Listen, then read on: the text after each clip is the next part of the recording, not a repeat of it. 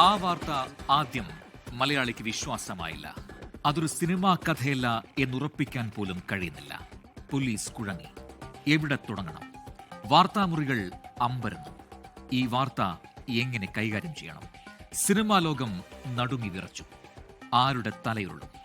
കേരളത്തെ, മലയാളത്തെ ഇത്രയും ഉലച്ചൊരു കേസ് വേറെ ഉണ്ടായിട്ടില്ല. ചാരവൃത്തി, സോളാർ പോലുള്ള കേസുകളൊക്കെ പട്ടികയിൽ പിറകിലേക്ക് നീങ്ങി. അത് കേരളത്തിന്റെ സാംസ്കാരിക ചരിത്രത്തിലെ കറുത്ത അധ്യായമായി.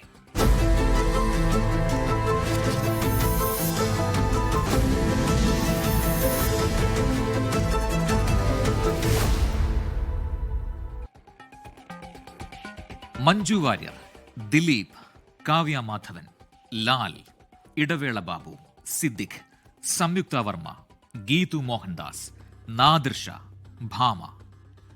ഇതൊരു ബ്രഹ്മാണ്ഡ മലയാള സിനിമയുടെ കഥ ആരംഭിക്കുകയല്ല. ഇതിന്നും കേട്ടാൽ മനസ്സ് തകർന്നു പോകുന്ന ഒരു കൊടും പാതകത്തിന്റെ നാൾവഴിയിൽ നേരിട്ടുമല്ലാതെയും വന്നുപോകുന്ന മനുഷ്യരുടെ പേരുകളാണ്.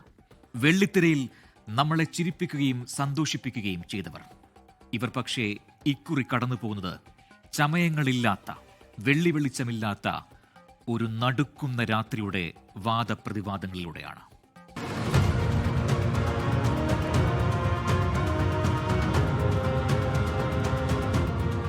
ഒരു രാത്രിയുടെ മറവിൽ കേരളത്തിന്റെ മനസാക്ഷിയെയും സിനിമാ ലോകത്തിന്റെ ഉള്ളറകളെയും ഒരുപോലെ ഞെട്ടിച്ചുകൊണ്ട് ആ ദുരന്തം സംഭവിച്ചു. മലയാളത്തിലെ ഒരു യുവനടിയുടെ കാർ തടഞ്ഞൊരു സംഘം നരാധമന്മാർ നടത്തിയ നായാട്ട്, പിന്നെ തട്ടിക്കൊണ്ടുപോകൽ, ആക്രമണം, ഭീഷണി, പകർത്തിയെടുത്ത ദൃശ്യങ്ങൾ, പിന്നാലെ എത്തിയ ഞെട്ടിക്കുന്ന വിവരം.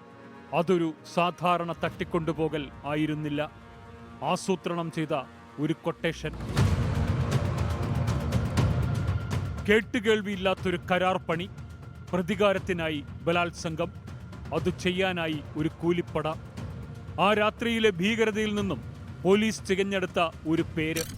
അവിടെ നിന്നാണ് മലയാള സിനിമാ തറവാട്ടിലെ നിർമ്മിത വിഗ്രഹമായിരുന്ന നടൻ ദിലീപിന്റെ പേര് നിഴലിൽ നിന്ന് വെളിച്ചത്തിലേക്ക് വന്നത്.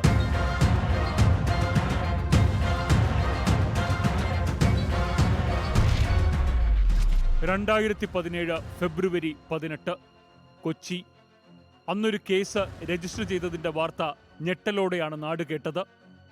മലയാളത്തിലെ ഒരു യുവനടി സഞ്ചരിച്ച വാഹനത്തിൽ ക്രിമിനൽ സംഘം അതിക്രമിച്ചു കയറി. ഗുണ്ടാ സംഘം അവരെ ആക്രമിക്കുകയും ദൃശ്യങ്ങൾ പകർത്തി ഭീഷണിപ്പെടുത്തുകയും ചെയ്തു. ആദ്യ വാർത്തകൾ പുറത്തു വന്നത് യുവനടിയുടെ ചിത്രങ്ങളും പേരും ഉൾപ്പെടുത്തിയാണ്.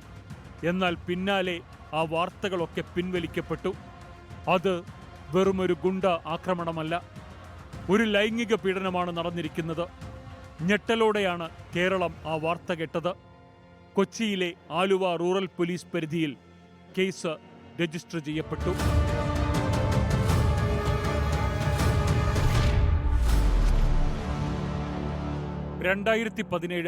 ഫെബ്രുവരി 17 രാത്രി 7:45 തൃശൂരിലെ വീട്ടിൽ കാത്തുനിന്ന യുവനടിയെ കൂട്ടിക്കൊണ്ടുവരാൻ കാറുമായി ചെന്നത് മാർട്ടിൻ ആന്റണി എന്ന ഡ്രൈവറായിരുന്നു. സ്ഥിരം ഡ്രൈവറല്ല. കൊച്ചിയിൽ നിന്ന് സംവിധായകനും നടനുമായ ലാൽ അയച്ചതാണ് വാഹനം. ലാൽ മീഡിയയുടെ ഒരു സിനിമ പോസ്റ്റ് പ്രൊഡക്ഷൻ വർക്കുകൾ നടക്കുന്നു. അതിന്റെ ആവശ്യത്തിനാണ് ആ യാത്ര. മുൻപരിചയമുള്ള ഡ്രൈവറെ മാറ്റി എത്തിയത് പുതിയ ഡ്രൈവർ. സൗഹൃദത്തോടെ കാര്യങ്ങൾ സംസാരിച്ചാണ് യാത്രയുടെ ആരംഭം. നടി ഫോണിൽ മുഴുകി, സുരക്ഷിതയാണെന്ന വിശ്വാസത്തോടെ. വളരെ വേഗത കുറച്ചാണ് യാത്ര. മാർട്ടിൻ ഇടയ്ക്കിടെ ഫോണിൽ എന്തോ നോക്കുന്നുണ്ട്, സന്ദേശങ്ങൾ അയക്കുന്നുണ്ട്. കാറ് തൃശൂർ ജില്ല കടന്ന എറണാകുളം ജില്ല അത്താണി എത്തുമ്പോൾ പിന്നാലെ ഒരു ട്രാവലർ അവരെ പിന്തുടരുന്നുണ്ടായിരുന്നു. ആ വാഹനം നടി സഞ്ചരിച്ച XUV-യിൽ പെട്ടെന്നാണ് ഇടിച്ചത്. വേഗത്തിൽ ഓടിച്ചെത്തിയ ട്രാവലർ പെട്ടെന്ന് കാറിന് മുന്നിലേക്ക് ഓടിച്ചു കയറ്റി നിർത്തി. അതിൽ നിന്നും 2 പേർ പുറത്തിറങ്ങി. കാറിന്റെ ഡ്രൈവർ മാർട്ടിനും പുറത്തിറങ്ങി. ഇരു കൂട്ടരും തമ്മിൽ വാക്കുതർക്കമായി. പെട്ടെന്ന് 2 പേർ അവർ നടിയിരുന്ന കാറിനെ സമീപിച്ചു. അവർ കാറിന്റെ പിൻഭാഗത്തേക്കെത്തി ഇരുവശത്തുമായി ഡോറ് തുറന്ന് അകത്തു കയറി. ഡ്രൈവർ സീറ്റിലേക്ക് മാർട്ടിൻ തന്നെ വന്ന് തിരിച്ചു കയറി. അയാൾ ഭയന്നിരുന്നു. അവരുടെ നിർദ്ദേശത്തിൽ മാർട്ടിൻ കാർ എടുത്തു. നീങ്ങിത്തുടങ്ങിയ കാറിനു പിന്നാലെ ട്രാവലറും ഓടിത്തുടങ്ങി. കാർ പിന്നെ നിർത്തിയത് കളമശ്ശേരിയിലാണ്. അവിടെ വെച്ച് കാറിൽ നിന്നും ഒരാൾ ഇറങ്ങി. പക്ഷെ അല്പനേരത്തിനകം തന്നെ മറ്റൊരാൾ കയറി. അവർ രണ്ടുപേരും ചേർന്ന് നടിയുടെ കൈകൾ പിടിച്ചു വച്ചിരുന്നു. കാർ വീണ്ടും മുന്നോട്ട്, പിന്നാലെ ട്രാവലർ. ബൈപ്പാസിൽ പാലാരിവട്ടം ഭാഗത്തെത്തി കാർ. അവിടെ നിന്ന് ഒരു ചെറിയ റോഡ് തിരിയുന്നുണ്ട്. അവിടേക്ക് തിരിച്ച കാറ് ഒരു വലിയ ഗേറ്റിനു മുന്നിൽ നിർത്തി. ഡ്രൈവർ മാർട്ടിൻ കാറിൽ നിന്നും ഇറങ്ങി. അവിടെ വെച്ച് ഒരാൾ പെട്ടെന്ന് കാറിലേക്ക് കയറി. അയാൾ ഡ്രൈവർ സീറ്റിലിരുന്നു. ഈ സമയം മാർട്ടിനെ ട്രാവലറിലേക്ക് കയറാൻ അവർ നിർദ്ദേശിച്ചു. അതനുസരിച്ച് മാർട്ടിൻ ട്രാവലറിൽ കയറി. വാഹനം വീണ്ടും മുന്നോട്ട്. ഇതിനിടെ നടി അവരോട് കാര്യങ്ങൾ സംസാരിക്കാൻ ശ്രമിക്കുന്നുണ്ട്. തന്നെ ലാൽ മീഡിയയിൽ വിടണമെന്ന് കയർത്തുകൊണ്ട് അവർ ആവശ്യപ്പെടുന്നുണ്ട്. കാറിൽ പുതുതായി കയറിയ ആളെ, ഡ്രൈവറായി അപ്പോൾ വാഹനം ഓടിക്കുന്ന ആളെ നടി ശ്രദ്ധിച്ചു. മുഖം പകുതി ഒരു മാസ്ക് കൊണ്ട് മറച്ചിരിക്കുന്നു. പക്ഷെ എന്നിട്ടും നടിക്ക് അയാളെ കണ്ട പരിചയം തോന്നി. അക്കാര്യം നടി തുറന്നു ചോദിച്ചതോടെ അയാൾ തിരിഞ്ഞിരുന്ന് ചിരിച്ചു. ഞാൻ പൾസറാണ് മാഡം, സുനിൽ. മാഡത്തിനിപ്പോ കാര്യങ്ങൾ മനസ്സിലായി കാണുമല്ലോ, അയാൾ പറഞ്ഞു. കാറിനുള്ളിലുള്ളവർ പരസ്പരം അപ്പോഴും സംസാരിക്കുന്നുണ്ടായിരുന്നു. കാറ് തൃപ്പൂണിത്തുറ ഔട്ടറിൽ നിന്ന് സീപോർട്ട് എയർപോർട്ട് റോഡ് ലക്ഷ്യമാക്കി നീങ്ങുകയാണ്. കാറിനുള്ളിലെ സംസാരത്തിൽ നിന്ന് നടിക്ക് അധികം വൈകാതെ തന്നെ കാര്യം മനസ്സിലായി. ഇത് തനിക്കുള്ള ഒരു കൊട്ടേഷനാണ്. നിങ്ങളുടെ ഉദ്ദേശം എന്താണെന്ന് നടി നിരന്തരം അവരോട് ചോദിക്കുന്നുണ്ട്. കാർ ഇടയ്ക്കൊന്ന് നിർത്തി. സംഘത്തിലെ ഒരാൾ ഡ്രൈവർ സീറ്റിലേക്ക് കയറിയിരുന്നു. പൾസർ സുനിൽ ഈ സമയം പിൻസീറ്റിലേക്ക് എത്തി. നടിയുടെ ഞെട്ടൽ ഒരു നിമിഷത്തെ മരവിപ്പായി. അയാൾ സൗമ്യമായി ഭീഷണി മുഴക്കി. ഇതൊരു കൊട്ടേഷനാണ്, സഹകരിക്കണം. താനൊരു കാറിലല്ല, മറിച്ച് അതൊരു മൊബൈൽ ജയിലാണ്. നടിക്ക് കാര്യങ്ങൾ വ്യക്തമായി. പൾസർ സുനി കൊട്ടേഷൻ ഏറ്റെടുത്തിരിക്കുന്നു. അതൊരു സാധാരണ കൊട്ടേഷൻ അല്ല. നടിയുടെ നഗ്ന വീഡിയോ എടുക്കണം. അത് മൊബൈൽ ക്യാമറയിൽ ചിത്രീകരിക്കണം. കൊട്ടേഷൻ രീതി അയാൾ വ്യക്തമായി പറഞ്ഞു. കൊട്ടേഷൻ നൽകിയത് ഒരു സ്ത്രീയാണ് എന്നുകൂടി അയാൾ കൂട്ടിച്ചേർത്തു. ഏറെ നേരത്തെ വാക്കുതർക്കവും ചെറുത്തുനിൽപ്പും വിഫലമായി. ഭീഷണിയും ബലപ്രയോഗവും കൊണ്ട് അവൻ ആ യുവതിയെ കീഴടക്കി, നഗ്നയാക്കി. കരഞ്ഞും നിലവിളിച്ചും അവൾ തന്നെ വെറുതെ വിടാൻ അപേക്ഷിച്ചുകൊണ്ടേയിരുന്നു. നരാധമനായ പൾസർ അതൊന്നും കേട്ടില്ല. നഗ്നയാക്കിയ നടിയുടെ വീഡിയോ അയാൾ ചിത്രീകരിച്ചു. കരയാൻ പാടില്ല, ചിരിച്ച മുഖം വേണം. അല്ലെങ്കിൽ അടുത്തുള്ള ഫ്ളാറ്റിലേക്ക് കൊണ്ടുപോയി മയക്കുമരുന്ന് നൽകി മയക്കിയിട്ട് ഇതൊക്കെ ചെയ്യേണ്ടി വരും. ഏറ്റെടുത്ത വ്യവസ്ഥകൾ അനുസരിച്ചുള്ള കാര്യങ്ങൾ കഴിഞ്ഞിട്ടും അയാൾ ഒരു ഉന്മാദിയായി. കൊട്ടേഷനുമപ്പുറം അയാൾ ആ പെൺകുട്ടിയെ വേട്ടയാടി, ലൈംഗികമായി പീഡിപ്പിച്ചു. എല്ലാം മൊബൈലിൽ ചിത്രീകരിച്ചു.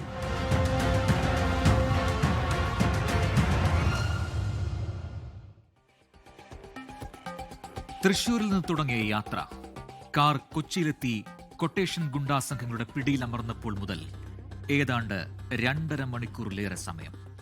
അത്രയും നേരമാണ് ഒരു പെൺകുട്ടി നഗരത്തിന്റെ തിരുകളിൽ ഇടയിൽ 1000 കണ്ണുകൾ തുറന്നിരിക്കുമ്പോൾ ഇത്രയും ഹീനമായൊരു വേട്ടയ്ക്ക് ഇരയാകേണ്ടി വന്നത്. നീണ്ട 2.5 മണിക്കൂർ.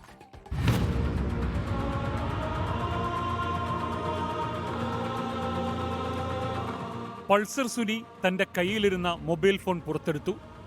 ഗാലറി പരിശോധിച്ചു. സുരക്ഷിതമാണോ? വീഡിയോ പ്ലേ ചെയ്ത അയാൾ വീണ്ടും വീണ്ടും അത് കണ്ടു. എല്ലാമുണ്ട്. ഈ ദൃശ്യങ്ങളാണ് കൊട്ടേഷൻ നൽകിയ ആൾക്ക് കൈമാറാനുള്ള വിലയേറിയ തെളിവ്. ദൗത്യം പൂർണ്ണമായി എന്നുറപ്പായി. ദൃശ്യങ്ങളടങ്ങിയ മെമ്മറി കാർഡ് സുരക്ഷിതമായി സുനി കൈക്കലാക്കി. ആ രാത്രിയിലെ ഓരോ നിമിഷവും ആ പെൺകുട്ടിയുടെ പേടി സ്വപ്നമായി. കാറിന്റെ ചില്ലുകൾക്ക് പുറത്ത് മിന്നിമറഞ്ഞ വെളിച്ചങ്ങൾ ഒരു രക്ഷാമാർഗമായി തോന്നിയില്ല. ഫോൺ തട്ടിയെടുക്കപ്പെട്ടു. ബാഹ്യലോകവുമായുള്ള അവസാന ബന്ധവും വിച്ഛേദിക്കപ്പെട്ടു. ശരിക്കും അവൾ ഒരു ഓടുന്ന തടവറയിലായിരുന്നു. ആ കാർ ഏകദേശം 2 മണിക്കൂറിലധികം സമയമാണ് എറണാകുളം റൂറൽ പരിധിയിലൂടെ കറങ്ങിയത്. നമ്മളൊക്കെ ആ റോഡരികിൽ ഉണ്ടായിരുന്നിരിക്കണം. നമ്മളെ നോക്കി സഹായത്തിനായി കൈ ഉയർത്തിയിട്ടുണ്ടാകും അവൾ. കയറ്റിയിട്ട കാർ ചില്ലുകൾക്കുള്ളിൽ അവളുടെ നിലവിളികൾ കുടുങ്ങിപ്പോയിരിക്കും.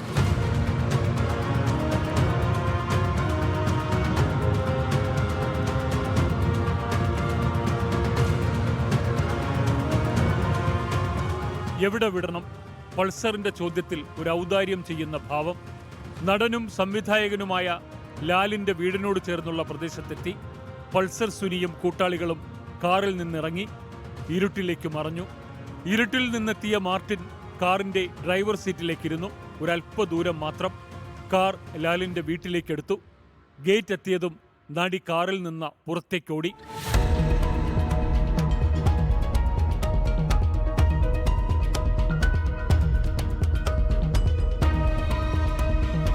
ആ രാത്രിയിൽ വെളിച്ചമുണ്ടായിരുന്ന നടൻ ലാലിന്റെ വീട്. തകർന്ന മനസ്സുമായി തന്റെ സഹപ്രവർത്തക. അവർ ലാലിനെ കെട്ടിപ്പിടിച്ചു കരഞ്ഞു. നടി ആ മണിക്കൂറുകളിൽ തന്റെ ജീവിതത്തിൽ നടന്ന ദുരന്തം അദ്ദേഹത്തെ അറിയിച്ചു. പരാതി നൽകണം, കേസാക്കണം. അത് ലാലിന്റെ തീരുമാനമായി അവളെ അറിയിച്ചു.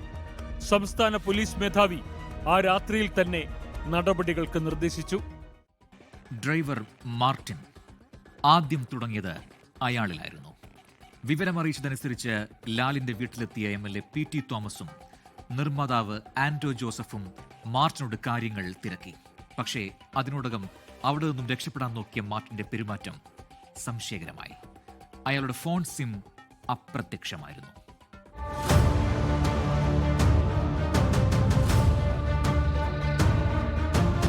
ആ രാത്രിയിൽ തന്നെ നടി നൽകിയ വിവരങ്ങളും മാർട്ടിന്റെ വിശദീകരണവും ഒരേ പേരിലേക്ക് വിരൽ ചൂണ്ടി. അത് പൾസർ സുനിയിലേക്കായിരുന്നു. കേസ് അന്വേഷണം പിന്നെ പൾസർ സുനിയെ കേന്ദ്രീകരിച്ചായി.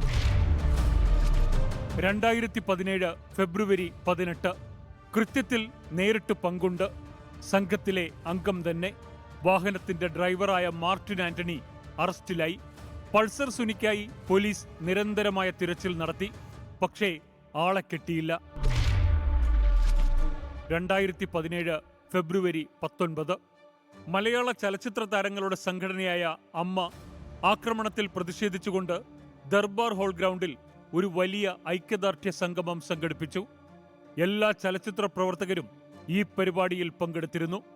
സിനിമാ ലോകം ഒന്നടങ്കം നടിക്കൊപ്പമുണ്ടെന്ന സന്ദേശം നൽകാനായിരുന്നു സംഗമം.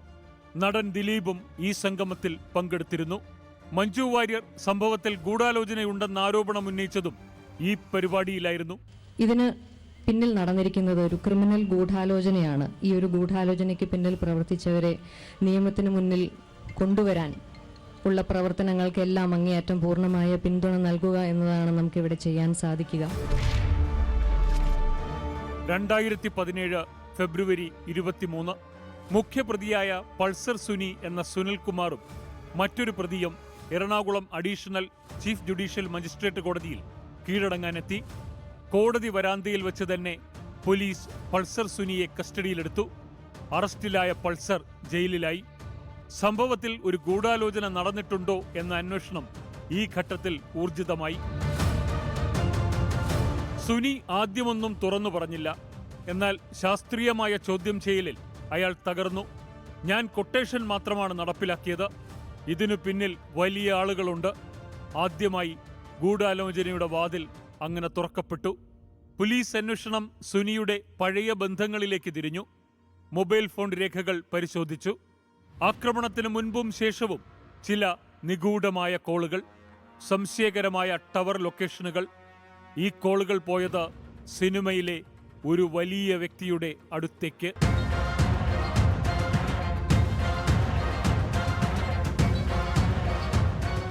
സുനി ജയിലിൽ കിടക്കുമ്പോൾ നടൻ ദിലീപിന്റെ മാനേജർ അപ്പുണ്ണിക്ക് ഒരു കത്തയച്ചു.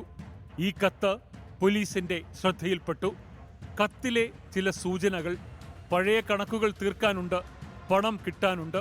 ആ സൂചനകൾ പോലീസ് ഡീകോഡ് ചെയ്തു. ആദ്യമായി ദിലീപിന്റെ പേര് വ്യക്തമായി അന്വേഷണ ഫയലുകളിൽ ഒരു സംശയമായി രേഖപ്പെടുത്തപ്പെട്ടു. 2017 ജൂൺ 28 നടൻ ദിലീപിനെ കേസിന്റെ ഭാഗമായി ചോദ്യം ചെയ്തു. ബലമുള്ള ചില സംശയങ്ങൾ. ആക്രമിക്കപ്പെട്ട നടിയും ദിലീപും സഹപ്രവർത്തകരും സുഹൃത്തുക്കളുമല്ലേ? പോലീസിന്റെ സംശയം അതായിരുന്നു. അന്വേഷണ സംഘം നടിയെ വീണ്ടും കണ്ടു. സംശയം ബലപ്പെട്ടു. ദിലീപ് സംശയ നിഴലിൽ തന്നെ.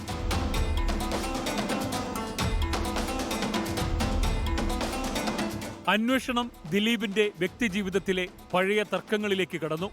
ആക്രമിക്കപ്പെട്ട നടിയും ദിലീപും മുമ്പ് അടുത്ത സുഹൃത്തുക്കളായിരുന്നു. എന്നാൽ ദിലീപ് കാവ്യ ബന്ധം വെളിവാക്കുന്ന ചില ചിത്രങ്ങൾ ആക്രമിക്കപ്പെട്ട നടി മഞ്ജു വാര്യർക്ക് അയച്ചു നൽകി എന്ന് ദിലീപ് കരുതി. തന്റെ ദാമ്പത്യ ജീവിതത്തിലെ ചില പ്രശ്നങ്ങളിൽ നടി ഇടപെട്ടു എന്ന് ദിലീപ് തെറ്റിദ്ധരിച്ചു. അവിടെയാണ് പ്രതികാരത്തിന്റെ വിത്തുകൾ അയാളിൽ മുളച്ചത് എന്ന് അന്വേഷണ സംഘം കണ്ടെത്തി. സിനിമാ മേഖലയിൽ നിന്ന് നടിയെ ഒറ്റപ്പെടുത്താൻ, അവസരങ്ങൾ കുറയ്ക്കാനൊക്കെ ദിലീപ് ശ്രമിച്ചു എന്നും വ്യാഖ്യാനമുണ്ടായി. എന്നാൽ അത് ഫലിക്കാതെ വന്നപ്പോൾ ക്രൂരമായ പ്രതികാരത്തിന് ദിലീപ് പദ്ധതി ഒരുക്കിയെന്നും പോലീസ് നിരീക്ഷിച്ചു.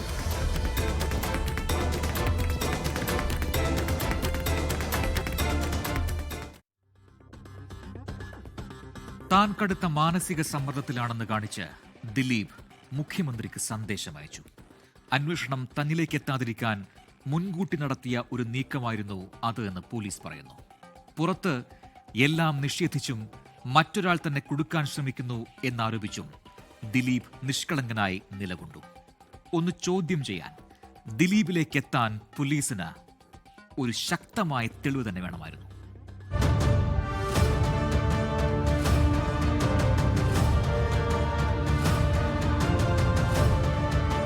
അന്വേഷണ സംഘത്തിന് ആ ഒരു തെളിവ് കൂടി കിട്ടിയത് യാദൃശ്ചികമായാണ്.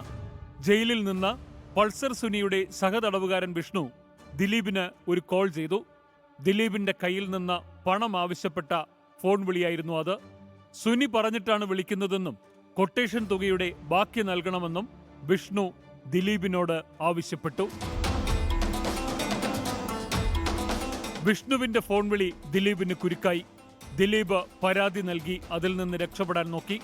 എന്നാൽ സാങ്കേതികമായ ചില കുരുക്കിൽ അത് ദിലീപിന് നേരെ തന്നെ വന്നു. അതോടെ ദിലീപിന്റെ പ്രതിരോധം ദുർബലമായി തുടങ്ങി. തന്റെ ജീവന് ഭീഷണിയുണ്ടെന്ന് കാട്ടി 2017 ഏപ്രിൽ 20 അദ്ദേഹം DGPക്ക് പരാതി നൽകി. ഈ പരാതി പോലീസിന് ദിലീപിനെ കേസുമായി ബന്ധിപ്പിക്കാൻ കിട്ടിയ ആദ്യത്തെ കച്ചിത്തുരുമ്പായി മാറി. ഒരു പ്ലാന്റഡ് കഥ പോലെ തോന്നിച്ച ഈ നീക്കം അദ്ദേഹത്തിന് തന്നെ വിനയായി.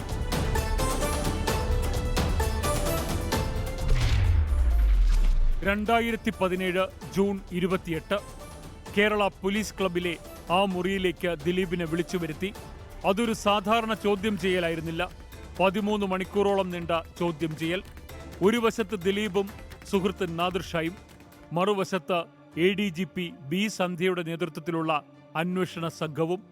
മണിക്കൂറുകൾ നീണ്ട മൗനവും നിഷേധവും ചോദ്യങ്ങളിലേക്ക് വെളിച്ചം വീശാത്ത ഉത്തരങ്ങളുമായി ആ രാത്രി നീണ്ടുപോയി. ഒരു ചോദ്യം ചെയ്യൽ മുറിയിലെ ലൈറ്റുകൾ മാത്രം ആ സത്യത്തിന് സാക്ഷിയായി. ചോദ്യം ചെയ്യൽ പൂർത്തിയായി ദിലീപ് പുറത്തിറങ്ങുമ്പോൾ സിനിമാ ലോകം ഒന്നടങ്കം അദ്ദേഹത്തിന് പിന്തുണയുമായി നിന്നു. തനിക്കെതിരെ നടക്കുന്ന ഗൂഢാലോചന മാത്രമാണ് ഇതെല്ലാമെന്ന് ദിലീപ് ആവർത്തിച്ചു. എല്ലാവരും വിശ്വസിച്ചു ദിലീപ് രക്ഷപ്പെടുമെന്ന്. ഒരു വശത്ത് സിനിമാ ലോകത്തെ ഒപ്പം ചേർത്ത് ജനപ്രിയനും ഇൻഡസ്ട്രി രാജാവുമൊക്കെയായി ദിലീപ് സേഫായി എന്ന് കരുതി നിൽക്കുന്നു. മറുവശത്ത് പോലീസ് സംഘത്തിന്റെ മനസ്സിൽ പദ്ധതി ഒരുങ്ങുകയായിരുന്നു. അവർക്ക് വേണ്ട നിർണായകമായ ചില തെളിവുകൾ അവർക്കതിനോടകം ലഭിച്ചിരുന്നു. ദിവസങ്ങൾ നീണ്ട രഹസ്യ നീക്കങ്ങൾ. 2017 ജൂലൈ 10 ഒരു തിങ്കളാഴ്ചയായിരുന്നു അത്. അതിരാവിലെ തന്നെ പോലീസ് രഹസ്യ കേന്ദ്രത്തിൽ വച്ച ദിലീപിനെ വീണ്ടും ചോദ്യം ചെയ്യാൻ തുടങ്ങി. ഈ സമയം പ്രധാന പ്രതിയായ പൾസർ സുനിയെയും മറ്റൊരു രഹസ്യ കേന്ദ്രത്തിൽ ചോദ്യം ചെയ്തു വരികയായിരുന്നു. ഇരുവരുടെയും മൊഴികളിലെ വൈരുദ്ധ്യങ്ങൾ, തെളിവുകൾ, മൊബൈൽ ഫോൺ രേഖകൾ എന്നിവയുടെ എല്ലാം അടിസ്ഥാനത്തിൽ സിനിമാ താരത്തെ കുടുക്കിയ ഗൂഢാലോചനയുടെ ചുരുളുകൾ അഴിഞ്ഞു. പകൽ സമയം പുരോഗമിക്കുമ്പോൾ താൻ നിരപരാധിയാണെന്ന ദിലീപിന്റെ വാദങ്ങൾ പൊളിഞ്ഞു വീണു. അന്വേഷണ സംഘം പുതിയ തെളിവുകൾ നിരത്തി. ഉച്ചയോടെ ആ നിർണായക തീരുമാനമെത്തി. ചലച്ചിത്ര താരം ദിലീപിന്റെ അറസ്റ്റ് രേഖപ്പെടുത്തി.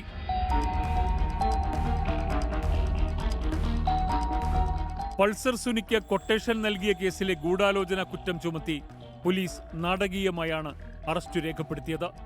4.5 മാസത്തെ അന്വേഷണത്തിനൊടുവിൽ സിനിമയെ വെല്ലുന്ന ക്ലൈമാക്സ് എന്ന് മാധ്യമങ്ങൾ വിശേഷിപ്പിച്ച ആ സംഭവത്തിൽ ദിലീപ് 8ാം പ്രതിയായി.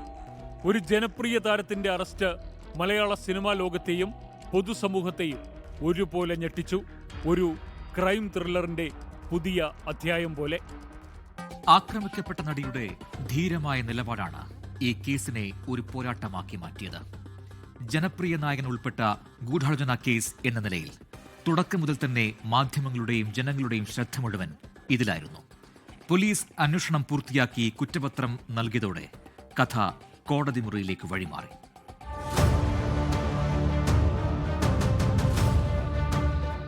സുനിൽ മുതൽ ശരത്ത് വരെ പ്രതികൾ. സൂത്രധാരൻ 8ാം പ്രതി ദിലീപ്. പൾസർ സുനി എന്ന Sunil NS, Martin Antony, B Manikandan, VP Vijesh, Vadival Saleem എന്ന H Saleem, Pradeep, Charlie Thomas, Dileep എന്ന P ഗോപാലകൃഷ്ണൻ, മേസ്ത്രി സനിൽ എന്ന സനിൽ കുമാർ, G ശരത്. ഇതാണ് പ്രതിപട്ടിക.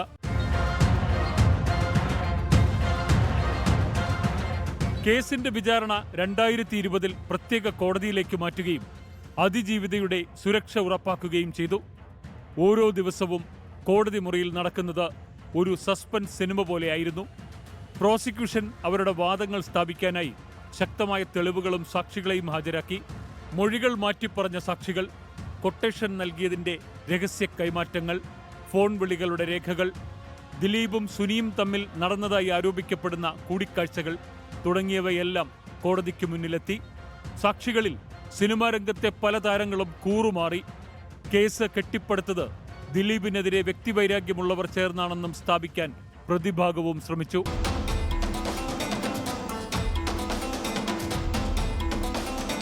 ഈ വിചാരണയ്ക്കിടയിൽ വിചാരണ കോടതിക്കെതിരെ അതിജീവിത പോലും കടുത്ത അതൃപ്തി പ്രകടിപ്പിച്ചു.